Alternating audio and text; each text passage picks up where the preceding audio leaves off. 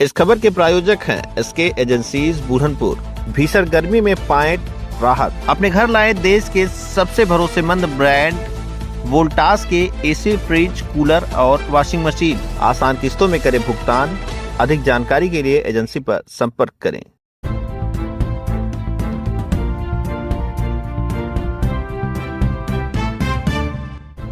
नमस्कार, आप देख रहे हैं तेज न्यूज। मैं हूं आपके साथ विनोद राजभर। आइए शुरू करते हैं खबरों का सिलसिला। आबादी की भूमि पर निर्माण को लेकर विवाद, पीड़ित ने प्रशासन से लगाई न्याय की गुहार। आजमगढ़ के लालगंज तहसील क्षेत्र में आबादी की भूमि पर पेड़ लगाने और निर्माण कार्य को लेकर विवाद गहरा गया है। एक पक्ष द्वारा लगातार निजी भूमि पर कार्य में अवरोध उत्पन्न करने और फर्जी आदेश का हवाला देने का आरोप लगाते हुए पीड़ित ने जिला प्रशासन से दोषियों के खिलाफ कड़ी कार्रवाई की मांग की है।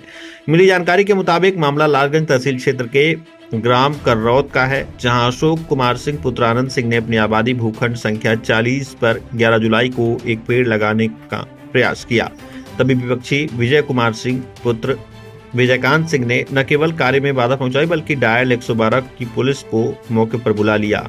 इसके बाद पुलिस की सलाह पर पीड़ित पक्ष 12 जुलाई को थाना तरवा पहुंचा, जहां समाधान दिवस पर नायब तहसीलदार व कानूनगो भी मौजूद थे। पीड़ित ने दोनों अधिकारियों को लिखित प्रार्थना पत्र दिया, जिसमें किसी भी वैधानिक अवरोध से इनकार करते हुए कार्य की अनुमति की गुहार लगाई गई।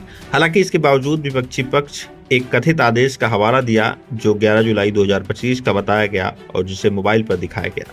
लेकिन आश्चर्य की बात यह रही कि उस आदेश की कोई अधिकृत प्रति न उपलब्ध कराई गई और न ही उच्च न्यायालय में किसी याचिका की जानकारी पीड़ित को दी गई है। पीड़ित पक्ष का आरोप है कि उक्त आदेश फर्जी तरीके से नायब तहसीलदार लालगंज से दबाव पूर्वक पारित कराया गया है, जो कि विधि व क्षेत्राधिकार के विरुद्ध है। पीड़ित ने आरोप लगाया कि कार्य के दौरान 2 बार डायल 112 की पुलिस और थाना तरवा की टीम ने कार्य रुकवाया और थाने ले जाकर सिर्फ विपक्षी के मनगढ़ंत दस्तावेज को ही तरजीह दी। इस मामले में पीड़ित पक्ष ने उच्च अधिकारियों से न्याय की गुहार लगाई है। आइए सुनाते हैं पीड़ित अशोक कुमार सिंह ने क्या कुछ कहा। अपना परिचय दीजिए। मेरा नाम दुर्गविजय सिंह, ग्राम सभा कुजरा, थाना तरवा, तहसील लालगंज, जनपद आजमगढ़ के हम निवासी हैं। क्या मामला आज डीएम साहब? मामला मेरा सर ये है कि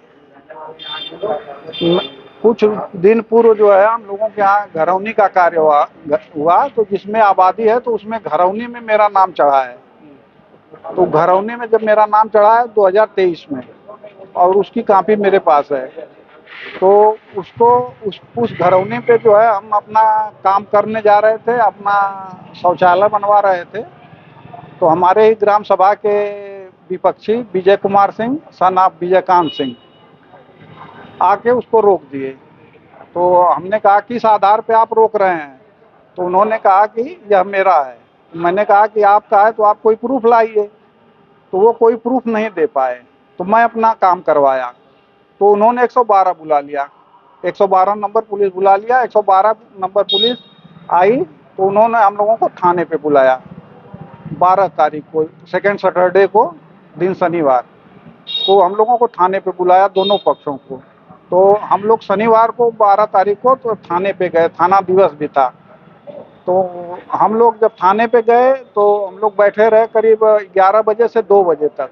और हम लोगों ने अपना एप्लीकेशन, जिसमें थाना दिवस अधिकारी महोदय नायब तहसीलदार लालगंज आजमगढ़ उपस्थित थे, तो हम लोगों ने अपना एप्लीकेशन दिया। तो उसके बाद मैंने कहा कि आप विपक्षी को भी बुलाइए, किस आधार पे मेरा कार्य रोका जा रहा है।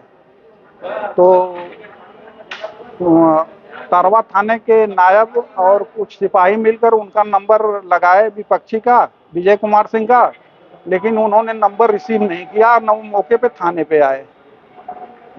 उसके बाद मैं वहाँ 1 घंटे और बैठा रहा। थानाध्यक्ष महोदय से अपना निवेदन किया कि सर अगर वो आ नहीं रहे हैं तो मेरा कार्य न रोका जाए, अगर कोई लीगल आदेश हो कार्य रोकने का तो मेरा कार्य रोका जाए। तो जब वो नहीं आए तो थानाध्यक्ष महोदय ने कहा कि ठीक है, आप अपना कार्य जाके करिए। तो हम लोग फिर अपने जाके अपना वहाँ शौचालय वाला काम शुरू कर दिए। काम शुरू करने के बाद पुनः जो है तुरंत जो है 112 नंबर आ गई। फिर जो है हम लोगों ने उससे कहा कि काम नहीं रोकेंगे। फिर उसके बाद 10 मिनट बाद फिर 112 नंबर दूसरी गाड़ी आ गई, उससे भी कहा, वही बात कही गई। लेकिन अंत में जो है थाना तरवा से 2 नायब और 2-3 सिपाही जो है आ गए और उन्होंने जबरदस्ती काम बंद करवा दिया और हम लोगों को थाने ले गए। थाने पे हम जाके हमने पूछा कि अगर आपके पास कोई लिखित आदेश हो या कोई कोर्ट का आदेश हो तो आप हमको दिखा दीजिए, हम लोग अपना काम बंद कर देंगे।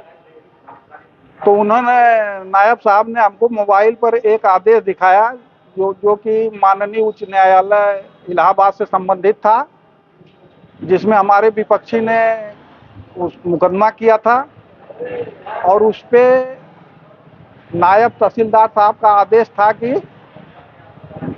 मामला उच्च न्यायालय में लंबित है, अतः इस पर जो है कोई कार्य न किया जाए, यथा स्थिति रखी जाए, जो उनके क्षेत्राधिकार के बाहर है। क्योंकि मामला अगर हाई कोर्ट में चल रहा है तो हाई कोर्ट से हमको स्थगन आदेश मिलना चाहिए, तब उसके बाद हमारा काम रुकेगा ना।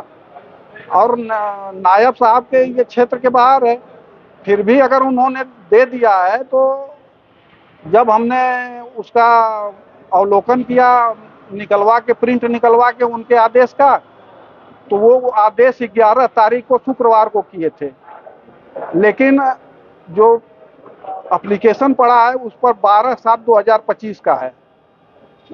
मतलब ये कि 12/7/2025 को एप्लीकेशन टाइप हुआ है और इन्होंने 11/7/2025 को, मतलब एक दिन पहले ही उस पर अपना जो है यथा स्थिति का आदेश पारित कर दिया है। ये कैसे संभव है? एक दिन पहले एप्लीकेशन पड़ता और एक दिन सर ये इसीलिए मैं आया हूँ डीएम साहब के यहाँ, और एक तरह का यह कूटरचित प्रयास है जो कि सरकार को और क्या चाहते हैं?